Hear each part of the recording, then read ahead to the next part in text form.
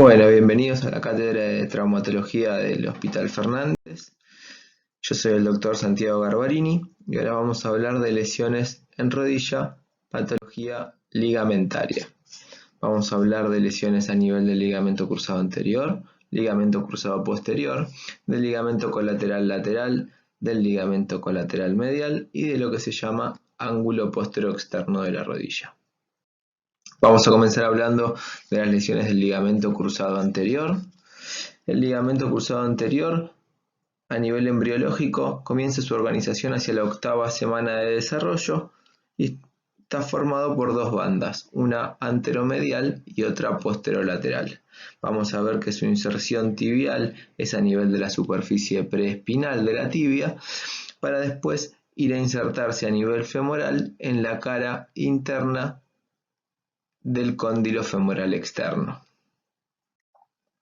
Ahí vemos una imagen artroscópica del ligamento cruzado anterior.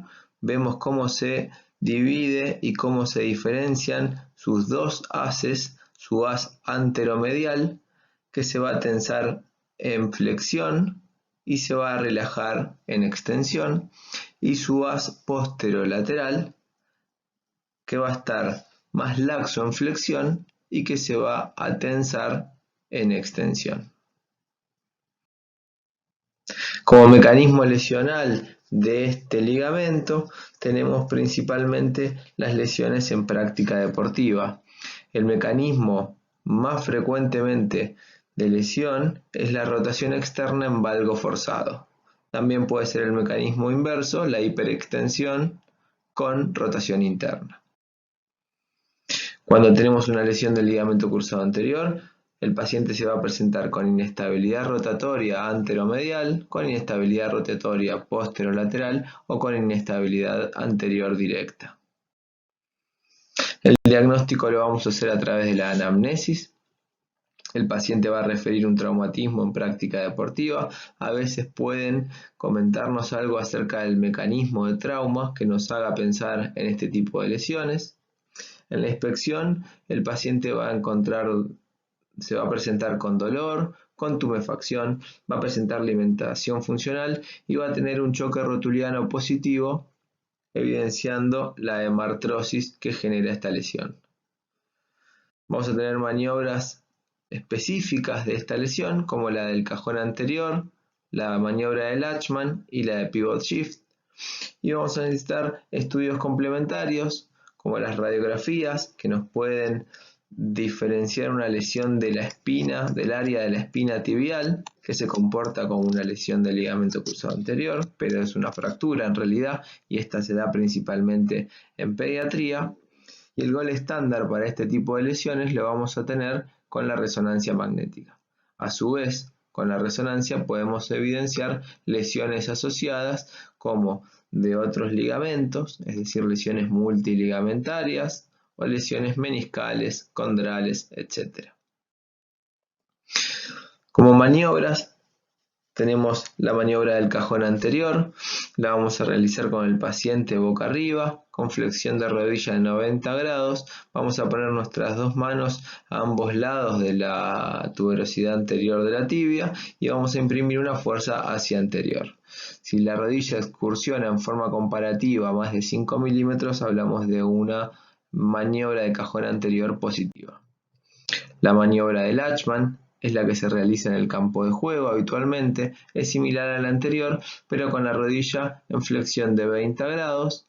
Vamos a poner una mano a nivel de la región distal del muslo y la otra a nivel de la región proximal de la tibia. Ejercemos un desplazamiento hacia anterior y si esta es positiva cuando excursiona más de 5 milímetros. La maniobra de Pivot Shift es más específica que las otras dos y se realiza paciente en decúbito dorsal, ponemos una mano en el talón y la otra sobre el extremo proximal y lateral de la pierna y vamos a realizar una maniobra de flexión, valgo y rotación interna. Esto va a generar una especie de subluxación y un franco resalto lo cual nos va a dar la positividad de esta maniobra. Es importante que el paciente esté relajado porque a veces la contractura muscular refleja por el dolor nos genera un pivot shift negativo. También hay otro test que se llama test de la palanca o el lever test o el test de Lely, que consiste en el paciente boca arriba. Vamos a colocar el puño por debajo del tercio proximal de la tibia, con la pierna bien extendida, y vamos a aplicar una fuerza ejerciendo hacia posterior sobre la región anterior del tercio distal del cuádriceps.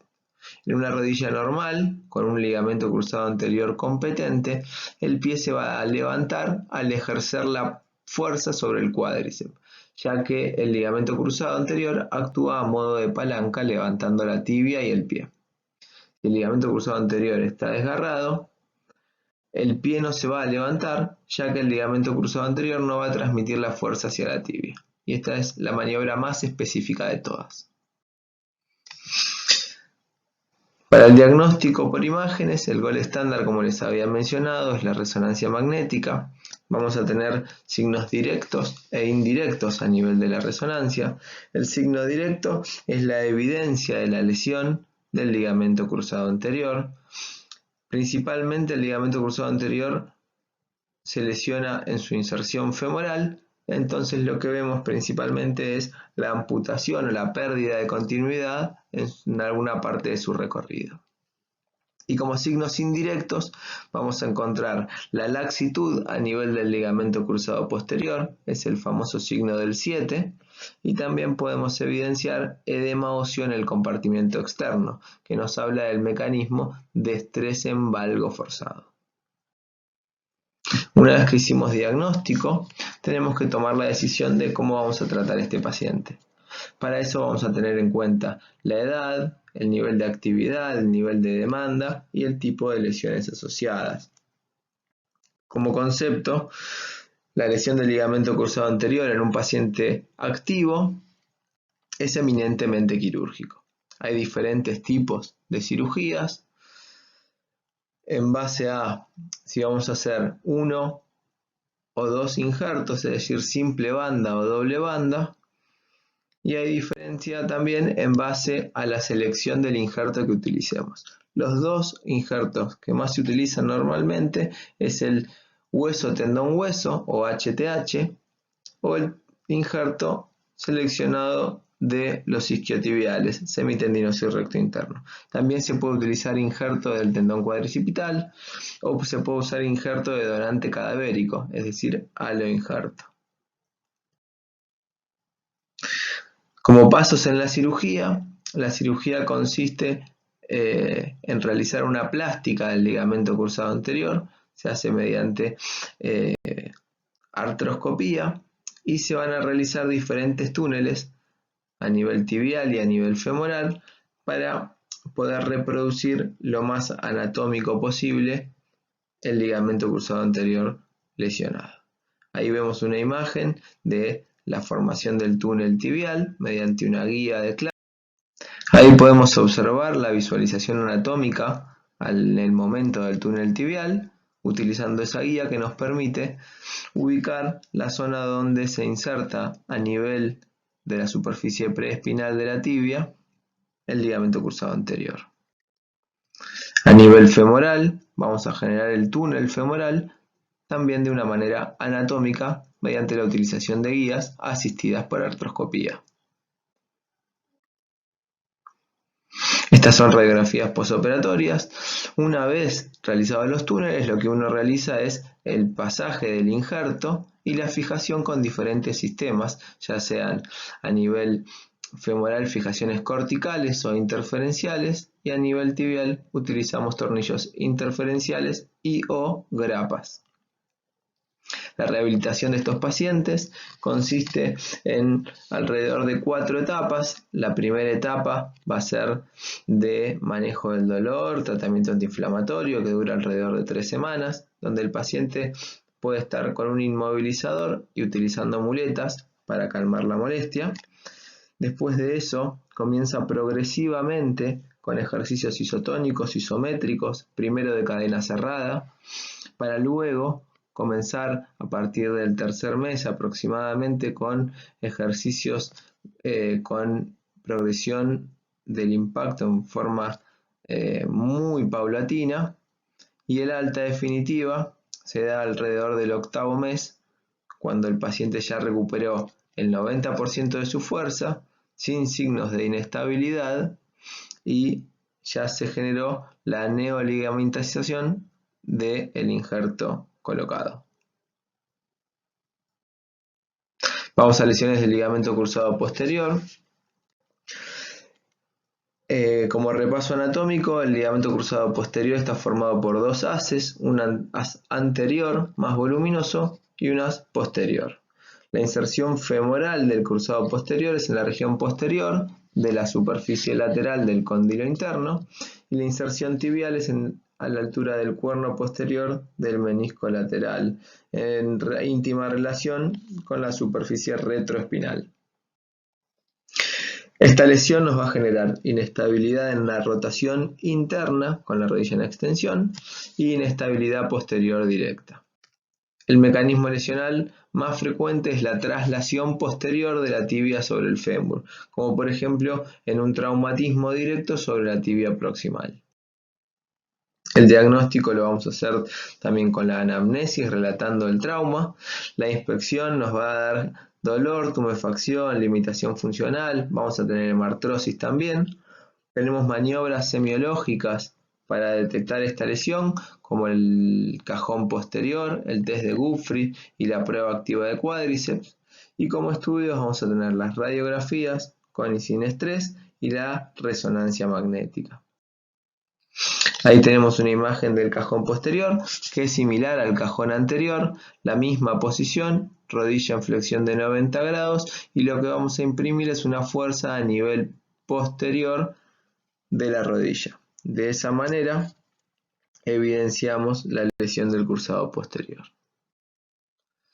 La prueba activa de cuádriceps, también con el paciente en decúbito dorsal y flexión de rodilla de 90 grados, le vamos a fijar el tobillo con nuestra mano y le vamos a pedir que haga contracción de cuádriceps. Y de esa manera vamos a ver que hay una traslación anterior de la tibia.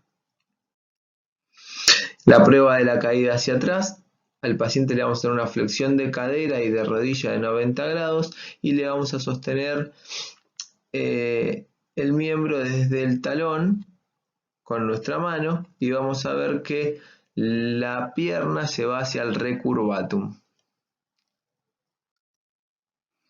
Una vez que sospechamos el diagnóstico, el gol estándar en el diagnóstico por imágenes lo vamos a hacer también con la resonancia magnética, donde vamos a ver la lesión del ligamento cruzado posterior, que más frecuentemente se lesiona o se desgarra en su inserción tibial. Vamos a ver el edema óseo, que nos va a hablar del mecanismo de trauma, y también podemos ver lesiones asociadas. Una vez hecho el diagnóstico de lesión del ligamento cruzado posterior, tenemos que proceder a la toma de decisiones. Es una lesión que habitualmente es pasible de tratamiento conservador. El tratamiento quirúrgico se reserva a pacientes jóvenes sintomáticos, en pacientes deportistas o en pacientes donde fracasó el tratamiento conservador a largo plazo. Y este fracaso es pensando en que el paciente siga teniendo síntomas de inestabilidad. Y va a consistir en una plástica del ligamento cruzado posterior, utilizando los mismos injertos que usamos para reparar el cruzado anterior y haciendo túneles a nivel tibial y femoral. Esta cirugía, como está realizada en la región posterior de la rodilla, para proteger y para disminuir los riesgos de lesión neurovascular, va a ser artroscópica, pero habitualmente es asistida también por radioscopía. Pasamos a la lesión del ligamento colateral medial. También está formado por dos haces, uno superficial y uno profundo, y está en íntima relación con otras estructuras que forman lo que se denomina complejo antero-interno de la rodilla, que está formado por el colateral medial, el semimembranoso, los tendones de la pata de ganso y el ligamento popliteo oblicuo. La lesión se genera principalmente por una maniobra de estrés en valgo forzado, y el diagnóstico semiológico lo vamos a hacer con la maniobra de valgo. El bostezo interno es la que nos va a hacer diagnóstico. Podemos hacer radiografías con estrés que nos pueden evidenciar esta insuficiencia ligamentaria, y el gol estándar para evidenciar y clasificar este tipo de lesión lo tenemos con la resonancia magnética. El tratamiento de las lesiones de ligamento colateral medial es principalmente conservador, con crioterapia, analgesia, inmovilización por 2 o 4 semanas y kinesiología. Y el tratamiento quirúrgico se reserva para lesiones agudas, en contexto de lesiones multiligamentarias. En agudo se puede proceder a la reparación, es decir, a la sutura del ligamento colateral medial, y las lesiones crónicas con inestabilidad en valgo severa son las que son pasibles de la reconstrucción utilizando injertos, es decir, hacer una plástica ligamentaria. Pasamos a lesiones del ángulo póstero-externo y ligamento colateral lateral. Esta es una región de extrema importancia en la rodilla, es el estabilizador de la rotación externa y de la traslación posterior en extensión. Como reparos anatómicos vemos ahí en esa imagen el ligamento colateral externo, la cintilla iliotibial, el tendón del popliteo y el ligamento popliteo peroneo. También está en íntima relación la inserción a nivel de los cóndilos del gemelo externo.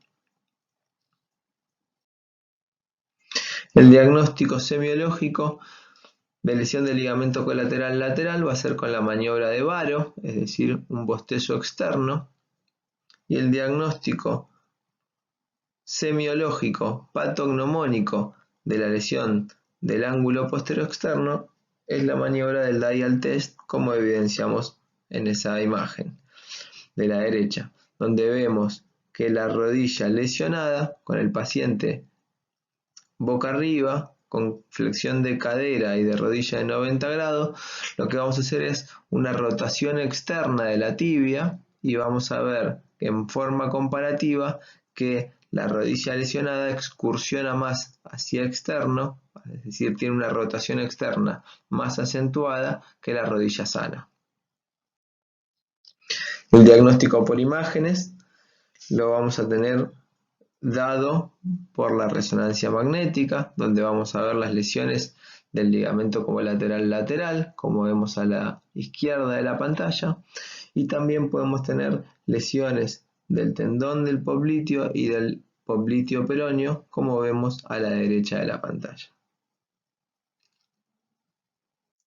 El tratamiento de esta lesión, que es una lesión de extrema gravedad, son traumatismos de alta energía en general, como por ejemplo politraumas. Habitualmente se dan en lesiones multiligamentarias, también asociadas, y el tratamiento se hace por vía abierta, y lo que hay que hacer es una plástica, una reconstrucción de todas estas estructuras. Como bien sabemos, el nervio ciático popliteo externo se encuentra en esa región, dando la vuelta desde posterior hacia anterior por el cuello del peroné. Entonces es de buena práctica identificarlo para evitar una lesión iatrogénica. Y lo que vemos ahí a la derecha es la plástica del ligamento colateral lateral, del tendón del popliteo y del ligamento popliteo peroneo. Se utilizan los mismos injertos que venimos utilizando para las otras plásticas ligamentarias. Muchas veces, como son lesiones ligamentarias, multiligamentarias, tenemos que utilizar también injertos de origen cadavérico. Ahí vemos también el resultado final, la reconstrucción del colateral lateral, del tendón del popliteo y del ligamento popliteo peroneo.